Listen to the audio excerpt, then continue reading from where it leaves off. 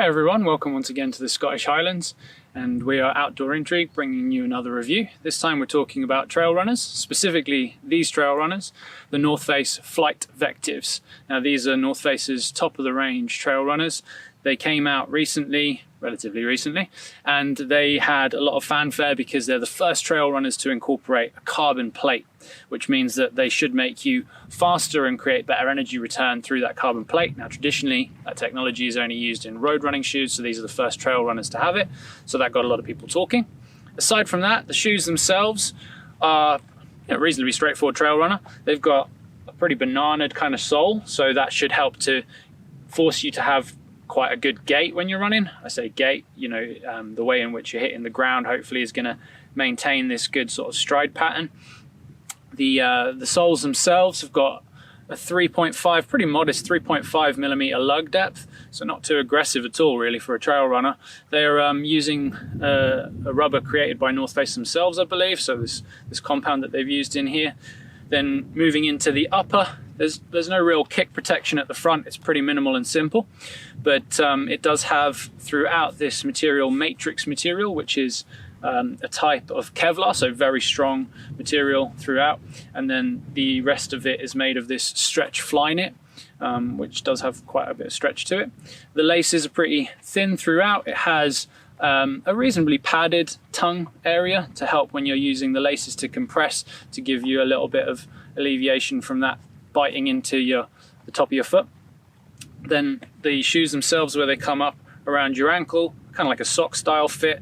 They fit pretty closely, and then on the rear you've got again these little kind of carbon fiber, it's plastic but it's carbon fiber look edging, which gives you very minimal protection in reality, but they're pretty tough overall.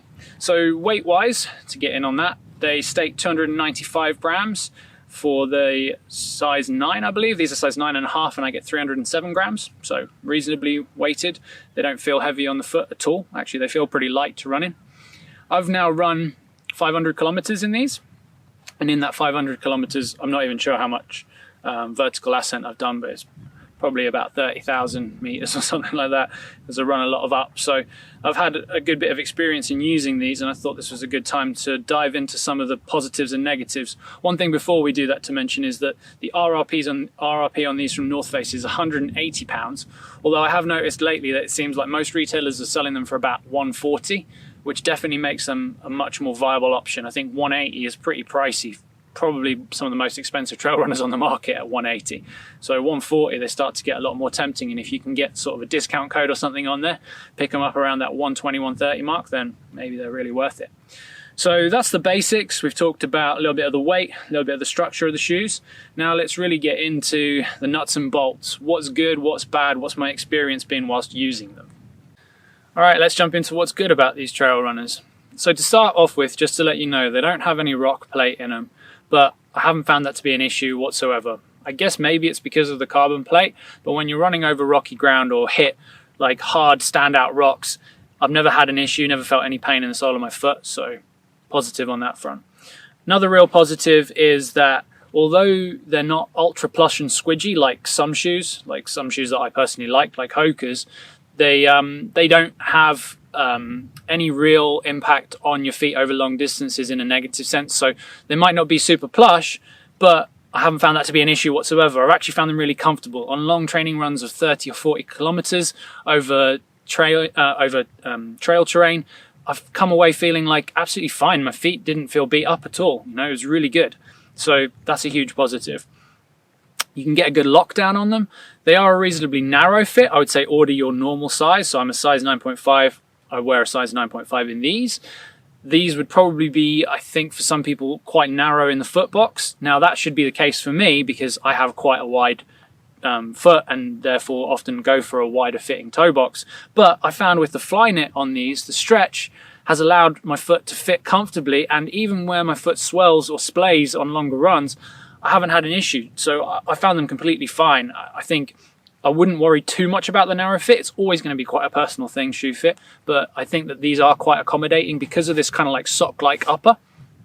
So that's pretty good. These are super breathable. Running in hot weather, hot, it's Scotland, so it's hot as it gets, but through the summer I've run in these a lot, and they're really breathable. My feet have definitely breathed nicely in them, so that's been really positive as well. I found that when descending hills, these are comfortable shoes to wear. They do absorb quite a bit of the shock when I'm running down really steep gradients, so that's positive for sure. I found that these are probably the biggest positive about these things is they're fast. If you're using these on trails, like decent runnable trails, they are quick. I've definitely set some of my fastest times running in these trail runners over any of the others that I use. So there's definitely pace there. Whether it's the carbon plate or something else, they just work together really well. And when you've got runnable ground and grip is not an issue, I think these are super fast trail runners to run in. So all of those things, and the fact that they're light underfoot and have held up really well. So, you know, we're 500 kilometers in, the upper of these is like, it's in perfect condition really. They're even not that dirty at the moment, surprisingly. You know, that's really, really positive. I think they're definitely a trail runner that you can get a lot out of. So now that we've talked about some of those positive bits and how fast they are, let's jump into some of the downsides of these trail runners. First off, hard not to mention would be the RRP, this £180 that I've called out up front. It's a hell of a lot to pay for a pair of trail runners. That said, you can pick them up a lot cheaper, and if you look around, I'm pretty sure that you can knock a lot off of that 180. So it's not the worst point overall. I don't pay full price is what I'm saying. Next thing is, although they're nice and breathable, they're not weather resistant. If you're running in any sort of wet weather, as with most trail runners, but also even just stepping in a puddle or running through wet grass, you're going to have soaking wet feet really quickly. These just don't have any water resistance to them whatsoever. That's just the nature of them. It's not the end of the world. I mean, it's just part and parcel often with running in wet environments. Next thing, on to the negatives, and this is really the biggest and main negative, is the grip on the sole. These shoes have been designed for well-trodden trails, and that is really what the grip's aimed at. You know, it's a 3.5mm lug depth, so it's really not aggressive at all. You need to therefore have a good amount of surface area of the shoe hitting the ground at any one time to get good grip.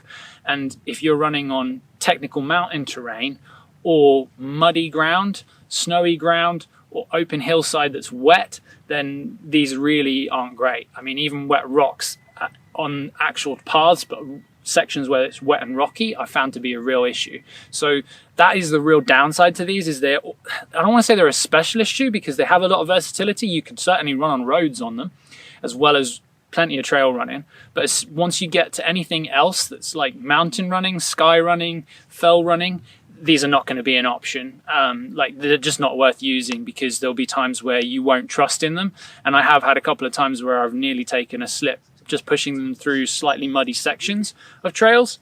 So that is really the downfall with these. But then that is what they're designed for. That, you know, they're designed for fast running on good, predominantly dry trails. You know, that's what they're made for. Like in America and Europe, where you get trails like the UTMB that are extremely runnable and you know, generally speaking, pretty well established trails that you can, you know, don't have to run on muddy or wet ground most of the time, then these are great.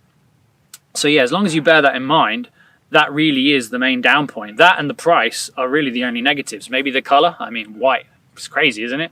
But, you know, who cares? They're not going to stay white for long anyway. Short of that, there's not too much else bad to say about them.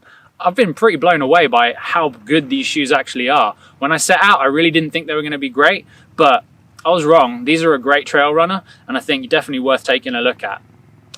Thanks for watching, guys. As always, appreciate it. If you like the video, hit us with a thumbs up. If you've got any questions at all, leave them down in the comments, and check us out on Instagram @OutdoorIntrigue. Otherwise, take care, everyone.